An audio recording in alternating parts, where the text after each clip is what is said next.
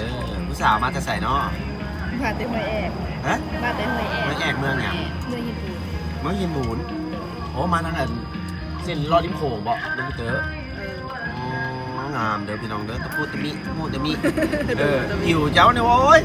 ฝรั่งมากเลยแหละเพราะว่าแต่ฝรั่งอายก็มากคือกัน ถ้ามีเจ้าเอิ้นดำนัว โอ้อันนี้เลยผิวดีนะ ดำนัว น้องฝนเนาะ ดำนัว ผ้าขาวก็ขาวไปเลยถ้าผิวเทนกับแบบนี้สีน้ำผึ้งนี่นะฮันนี่น้องฮันนี่ไอซีใส่ซื่อเจ้าเด้อฮันนี่บัดนี้นะเอาวะมักอยู่บอกว่าไทย ค่ะ ถ้าเขามักเฮาเนาะ โดย เอาฝากฝากเป็นกำลังแรงใจเนี่ย มาอุดหนุนห้านน้องเลยเด้อห้านน้องเลยเด้อ หาน้องอยู่ใส่ละ ห้านปีแบเมืองเก่า หาดปิงเบย์เมืองเก่าเนาะ เมืองเก่า อยู่ตลอดเวลาเนาะ อยู่ เริ่มเปิดโมงจากโมงเขาจากโมง 2 โมงค่ะ10 โมง 2 โมง50 โมง2 โมงเสาร์8 นาฬิกานะครับพี่น้องฮอต4 ทุ่มเนาะหรือว่ามีเลยไปหันกระไดเนาะ โดย ถ้าติดใจสาวเสิร์ฟหรือว่าปิงแบร์แซบ